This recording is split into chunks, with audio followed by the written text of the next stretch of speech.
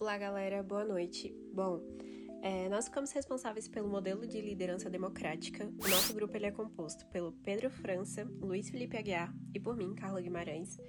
E, dando início à apresentação, esse estilo ele basicamente se fundamenta na descentralização do poder, onde as decisões elas são construídas com a participação ativa e estratégica de todo o grupo. Então aqui, o líder ele atua como um facilitador de diálogo, rompendo com os paradigmas do chefe centralizador. E etimologicamente, o termo deriva do grego demos, que significa povo, e kratos, que significa poder ou governo. E trazendo isso para a prática, basicamente se traduz a uma gestão que se entrega a líderes e liderados no processo decisório, sustentada por um pilar de respeito mútuo e responsabilidade compartilhada.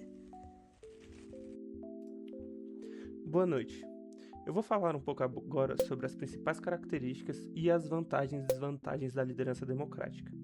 De acordo com o artigo estudado, a liderança democrática tem como a principal característica a abertura para a participação da equipe junto ao líder no processo decisório. Isso necessariamente deve vir acompanhado de um ambiente de diálogo aberto e escutativa. Uma autonomia maior e uma responsabilidade maior também são consequências desse ambiente. E o líder consegue utilizar dos feedbacks para a construção desse exato cenário. E como consequência dessas ações, ao analisarmos as vantagens e desvantagens, observamos no lado positivo um maior engajamento dos colaboradores, um estímulo à inovação e à criatividade, o desenvolvimento de talentos individuais, a melhoria do clima organizacional e uma redução de rotatividade de pessoal.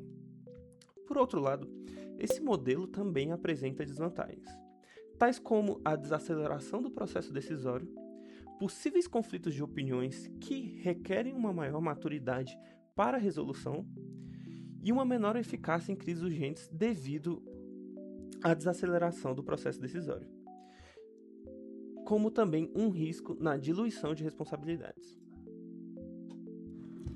Para sair da teoria, trouxemos duas pesquisas empíricas recentes que ajudam a entender como a liderança democrática funciona na prática. A primeira é de Boing e Oliveira, publicada em 2023, na revista científica FESA. O estudo analisou a liderança democrática aplicada especificamente ao contexto da gestão educacional, ou seja, como diretores e coordenadores escolares conduzem suas equipes no dia a dia. Os autores investigaram práticas de gestores que adotam uma postura participativa, ouvindo professores, funcionários e até a comunidade escolar, antes de tomar decisões importantes. O resultado principal mostrou que essa postura participativa fortalece a cultura de diálogo dentro da instituição e favorece a construção coletiva das decisões, em vez de decisões impostas de cima para baixo. Isso reforça que a liderança democrática não é só uma teoria bonita, ela gera resultados concretos de engajamento quando aplicada com consistência. Segundo a pesquisa de Figueiredo, Chimenti, Cavazotti e Abelha, publicada em 2022 na Revista Brasileira de Gestão de Negócios, diferente da primeira, esse é um estudo de revisão sistemática e narrativa, ou seja, os autores reuniram e analisaram uma década inteira de pesquisas acadêmicas sobre liderança, cruzando os resultados de dezenas de estudos anteriores. O foco principal foi entender os efeitos dos diferentes estilos de liderança sobre a criatividade e a capacidade de inovação das equipes. E o que essa revisão mostrou foi bem consistente. Estilos de liderança mais participativos, como o democrático, têm um efeito direto e positivo sobre a geração de ideias novas e a inovação dentro das organizações. Muito mais do que estilos centralizadores, onde a palavra final é sempre de uma única pessoa. Juntando as duas pesquisas, dá para perceber um padrão.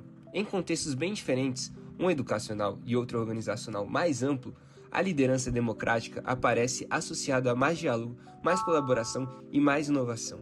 Isso não significa que ela seja perfeita ou que sirva para qualquer situação, mas mostra que, quando bem aplicada, ela gera resultados mensuráveis e consistentes na prática. Entrando nas referências, é importante destacar que a nossa análise ela está embasada em 5 referências científicas publicadas entre 2022 a 2025. E para concluirmos, a liderança democrática se consolida como uma ferramenta de alta performance para impulsionar o engajamento e a inovação nas organizações. Contudo, a sua aplicação eficaz não é imediata, ela demanda tempo para alinhamento e, fundamentalmente, um elevado nível de maturidade coletiva por partes da equipe. Bom, foi isso, galera. Muito obrigada pela atenção. Boa noite a todos.